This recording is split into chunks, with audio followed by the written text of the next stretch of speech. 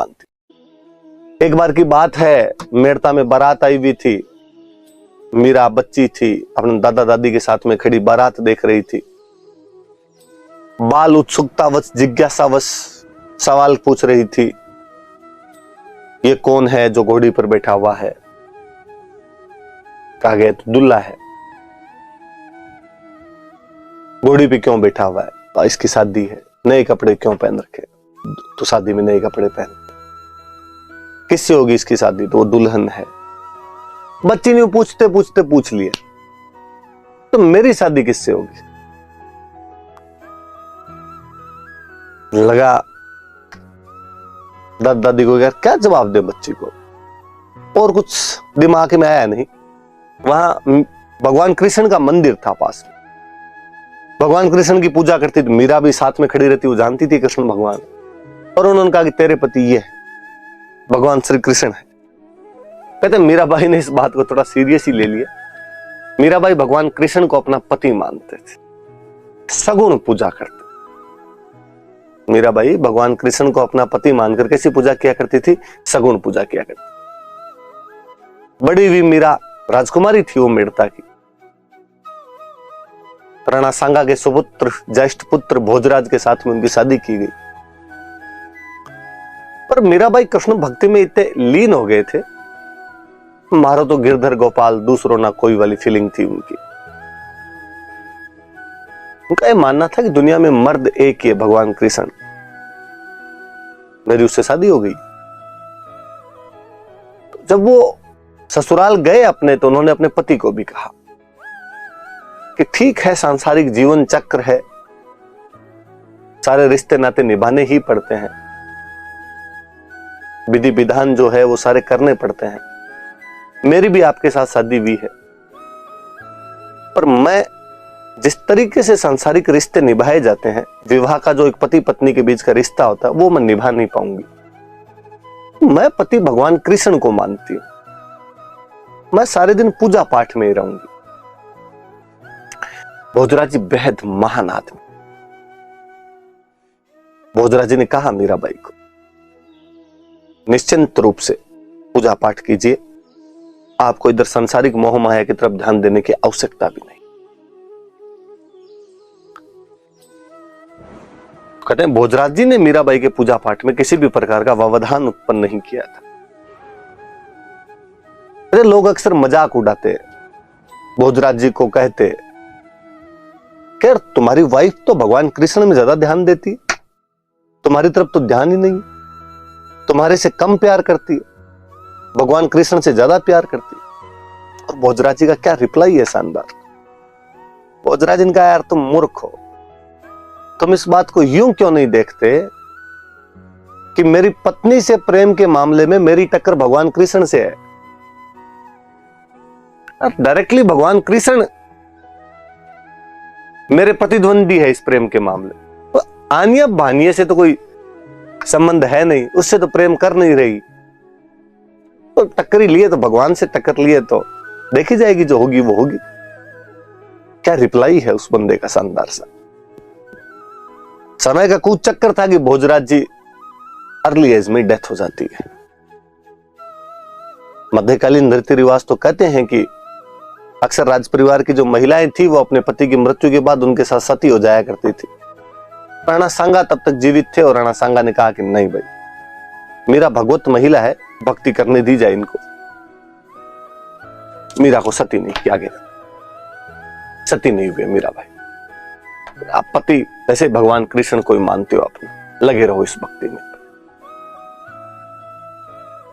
खानवा वाले युद्ध में मीराबाई के पिता रतन सिंह जी की डेथ हो जाती है। खानवा युद्ध के थोड़े दिन बाद सांगा की डेथ हो जाती है। मीरा के देवर भी रतन सिंह नाम था उनका भी, हम हिस्ट्री में पढ़ चुके हैं, अगले राजा बनते हैं। मीरा की भगवत महिला, उनकी जो भक्ति थी वो वैसे ही चलती रही। 1531 में रतन सिंह जी बूंदी के सूरजमल के खिलाफ लड़ते हुए मारे जाते हैं, जो मीरा के देवर थे, जो मेवाड़ के राणा थे। अब मेवाड़ के नए राणा बने विक्रमादित्य।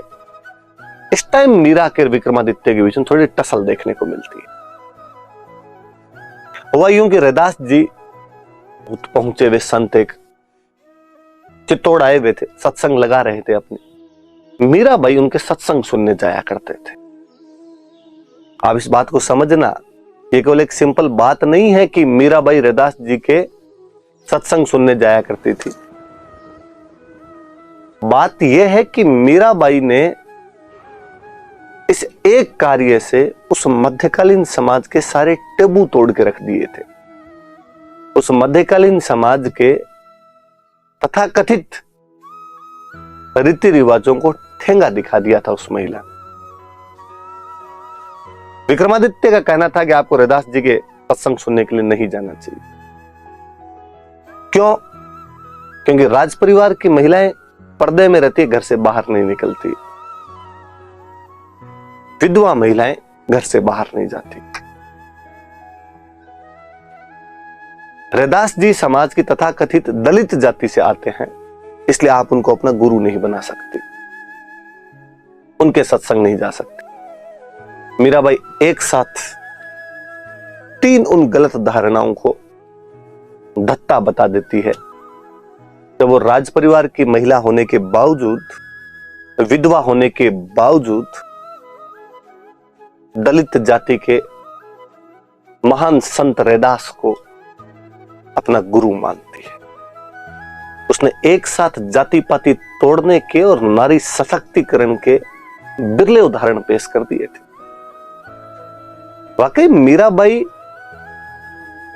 फेमिनिस्टों की आदर्श होनी चाहिए, पर भारत में फेमिनिज्म का मतलब अलग ही निकाल दिया गया है। मीराबाई भगवान कृष्ण की भक्ति कर रही है। यहां फेमिनिज्म का मतलब है कि जो भगवान कौन माने, मंदिर वंदिर जाए, फिर किस बात की फेमिनिस्ट है। मुझे लगता है यार, मीराबाई वह पहली महिला है भारत की जो ये कह रही है माई लाइफ माई चॉइस। ऐसा मैं नहीं कह रहा, ऐसा गांधी जी और कहते हैं। गांधी जी कहते हैं कि अन्याय के खिलाफ संघर्ष करने के 2 रास्ते हैं, आइदर वायलेंस और नॉन वायलेंस। या तो जो कोई आप पर अन्याय कर रहा है तलवार निकालो, लड़ लो। लड़ी थी झांसी की रानी लक्ष्मीबाई 57 की क्रांति में। या दूसरा तरीका है कि आप सत्याग्रह का पालन कीजिए। सत्य का मतलब न्याय और आग्रह का मतलब प्रयास करना। न्याय के लिए प्रयास कीजिए, शांतिपूर्ण तरीके से प्रयास कीजिए। आपके दुश्मन को झुकना पड़ेगा। मीराबाई वो दूसरा रास्ता अपनाती है। गांधी जी कहते हैं वो अन्याय के खिलाफ संघर्ष करने वाली प्रथम सत्याग्रही महिला थी। गोपीनाथ शर्मा कहते हैं कि मध्यकाल की राजपूत नारियां जहां जोहर जैसी प्रथाओं के माध्यम से बताती है कि वो अपने कर्तव्य पालन का रास्ता अपनाने में कभी पीछे नहीं हटी, अपने पतिव्रता धर्म को निभाने के लिए उन्होंने खुद को अग्नि की लपटों को ही समर्पित कर दिया था। उसी कुल के अंदर जन्म लेकर मीरा भी इसी बात को दर्शा रही है कि कृष्ण भक्ति के मामले में वो किसी प्रकार का समझौता करने के लिए तैयार नहीं है। कहते विक्रमादित्य ने जब वहां ज्यादा तंग करना शुरू किया तो मीराबाई वापस मेड़ता आ गए। उनके ब्रदर जयमल यहां पे राज किया करते थे, अपने भाई जयमल के पास में आ गए। थोड़े दिन रहे यहां पे और फिर एक दिन जयमल को कहा कि मैं भगवान कृष्ण के धाम घूमना चाहती हूँ, जहां जहां भगवान कृष्ण के मंदिर है वहां वहां जाना चाहती हूँ, पधारो। राजा की बहन कहे कि मुझे जाना है और नहीं जाए, फिर राजा की बहन होने का मतलब ही क्या निकला। कहते मीराबाई मथुरा गए, वृंदावन गए, गोकुल घूमते घूमते द्वारिका चले गए। कहते जब द्वारिका चले गए थे मीराबाई तो साथ वाले उनके साथ में पूरी टीम गई भी थी उन दिनों में। उन बाकी कहा गया आप लोग मेड़ता चलो, मैं थोड़े दिन यहीं रहूंगी फिर आऊंगी। आ गए बाकी वाले लोग। जयमल ने पूछा क्या वाकई मीरा द्वारिका रुक गए? कोई बात नहीं, आ जाएंगे। उस साल मेड़ता में बहुत भयंकर अकाल पड़ा। जयमल ने पंडित जी से पूछा कि पंडित जी अकाल क्यों पड़ गया? पंडित जी ने कहा कि मीरा जैसी भगवत महिला किसी जगह को छोड़ के चली जाए, वहां भगवान राजी कैसे रह सकते हैं? जयमल को फील हुआ, जयमल ने 5 ब्राह्मण भेजे कि जाओ मीराबाई को द्वारिका से वापस बुला कर लाओ। वैसे भी उनको गए हुए कई दिन हो गए। ब्राह्मण वहां गए और उन्होंने कहा कि मीराबाई, जयमल ने वापस बुलाया, वापस चलिए आप। मीरा ने कहा कि नहीं, अब अंतिम समय नजदीक है, मैं भगवान कृष्ण के चरणों में अपने प्राण त्यागना चाहती हूं। सब कुछ इसी को माना है तो इसी को समर्पित किया जाए। उन ब्राह्मणों ने कहा आप नहीं जाओगे तो जयमल मारेगा हमें, वो घुसने नहीं देगा मेड़ता में, हम भूख हड़ताल पे बैठ रहे हैं, चलो तो चलो, नहीं तो हम भी मरेंगे, यही मरेंगे। मीरा को लगा कि यार ब्राह्मण मर गए तो ब्रह्म हत्या का पाप और लगेगा। उसने कहा पंडित जी ऐसे मत करो, मैं एक बार मंदिर में भगवान कृष्ण के हाथ जोड़ के आ जाती, फिर चल लेंगे। कहते हैं मीराबाई उस मंदिर के अंदर गई और वापस बाहर नहीं निकल पाई। किंवदंतियां, जनश्रुतियां ये बताती है कि मीराबाई भगवान कृष्ण की उस मूर्ति में समा गई थी, विलीन हो गई थी।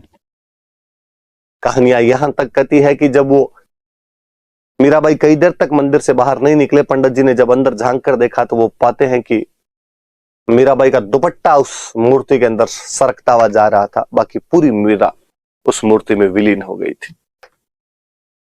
पूरी जिंदगी भगवान कृष्ण को अपना पति मानती रही, उनका स्मरण करती रही, उनकी सगुण पूजा करती रही।